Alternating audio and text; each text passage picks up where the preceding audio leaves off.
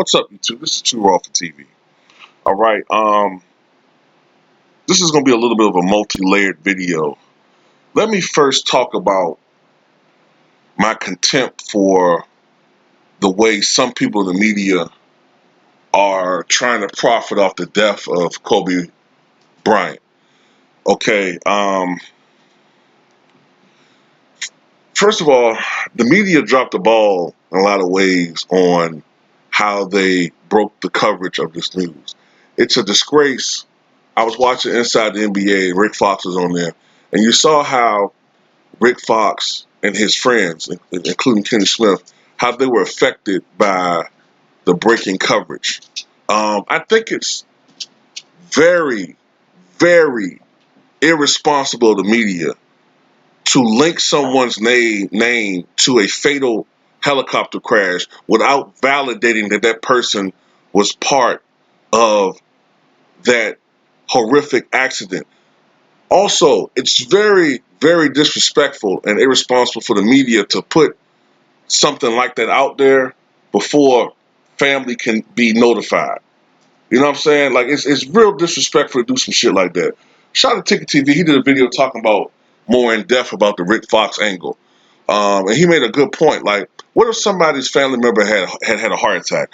What if, you know, his mother, I don't know whether his mother's alive or not, but what if somebody, you don't have to be someone older.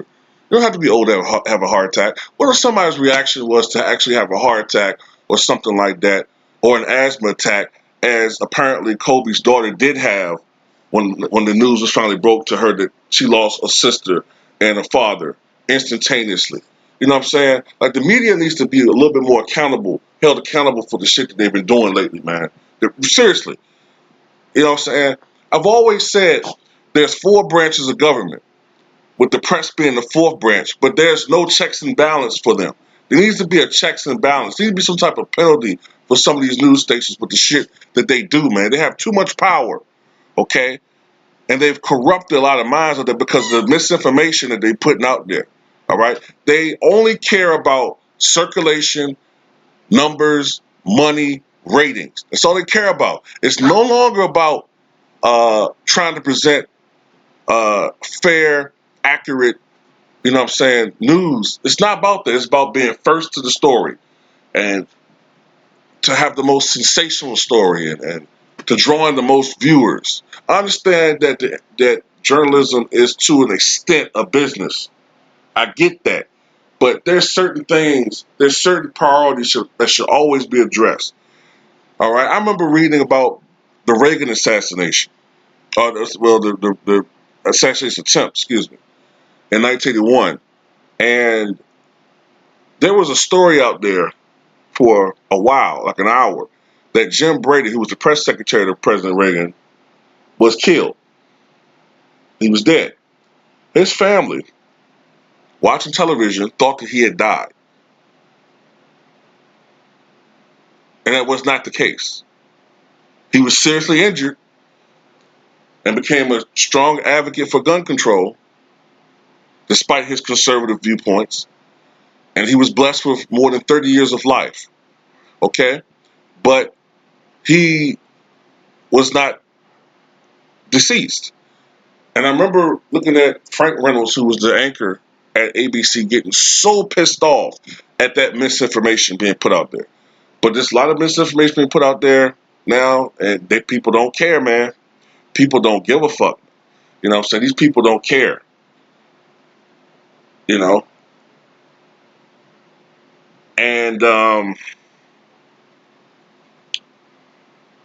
another thing that's bothering me are the people that are basically using Kobe Bryant now as a pinata for their cause. You know what I'm saying? Whatever their petty cause is, be it the Me Too movement or these racists out there that, you know what I'm saying, just love to shit on a black man when he no longer poses a threat physically or verbally. We can't fight back, you know, like they do to Michael Jackson and like they do to other various dead black men out there or just black men in general. Okay? Let me tell you something. Kobe Bryant hadn't even been deceased for a couple hours before these Me Too movement nut jobs started attacking his character based on a fraud, based on a, at best, shoddy case from almost 20 years ago, right? And you only see that when it comes to people that look like me, and most of the audience that I assume look like me or is colored like me in this video, okay? When John F. Kennedy died, the media knew all about his peccadillos. They knew all about his womenizing, okay? They didn't mention any of that. They didn't mention the Bay of Pigs. They didn't mention any of the skeletons or the bad parts of his record or his character because they knew it was inappropriate to do it at that time. When his brother Bobby was assassinated just 5 years later, none of the negative stuff about Bobby Kennedy was put out there. Okay, when Elvis died, that stuff was suppressed for a while out of respect for his passing. When Princess Diana died, none of the negative stuff that had happened in her life was put out there. Okay? Like I mentioned in my other video, when President Nixon died, and he was as flawed as anybody. The media coverage that came after he died made you think he was the greatest president of all time. They didn't even mention Watergate for the most part for a week. When George H.W. Bush died last year, well, actually late 2018, when he died in late 2018, they didn't talk about, for the most part, a lot of news outlets didn't mention Iran-Contra. And they definitely didn't mention all the other stuff we've heard about him. Okay? But why is it that Kobe Bryant, a guy who, for the most part, has led an exemplary life, is getting all this negative feedback?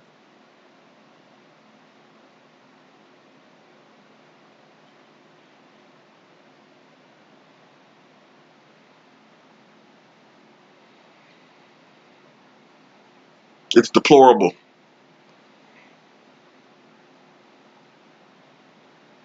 And I want to go back to like the Rick Fox angle for a second. Um, like I remember in high school, I had a math teacher who was also a basketball coach. His name was Coach Pope, Coach Melvin Pope, and he wasn't in the greatest of health. He wasn't in the greatest of health, and he tried to take care of his health for a while, but bad habits came back, and ultimately, in my senior year, late in my senior year, he died of a heart attack. I remember it was right around the 40th anniversary, 30th anniversary actually, of Dr. King's assassination. I remember being right around that time when he passed. He died of a heart attack. And the reason I bring him up is because of this. I remember they called it the triple tragedy because in the span of a few hours, like 5 hours or so, their family lost three family members.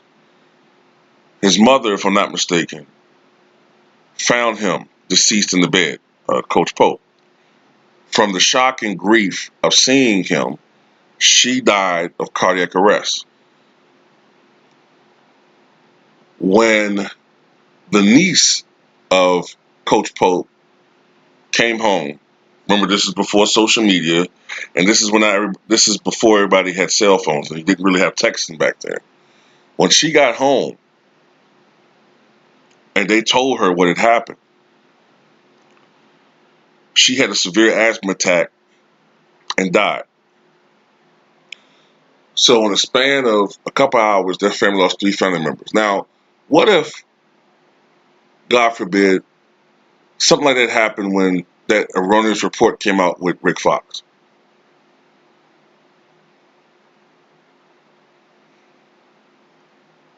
People have to realize that celebrities are people too. That we do have a tendency sometimes to look at them. I see all these, Satan conspiracy, Satanists slash Illuminati conspiracy theory. Let me say something about this Illuminati shit for a second. I'm not saying that there aren't secret societies, okay? But I'm just gonna put it like this. Whenever I think of the term Illuminati, right, I think of people who actually run the world. I don't think of a fucking rapper. I don't think of a basketball player. I don't think of something that low. I think of people like the Rockefellers. I think of the Rothschild family. I think of world leaders, and I mean powerful world leaders. I think of powerful bankers. Uh, I think of, the Trilateral Commission, the Bilderberg Group.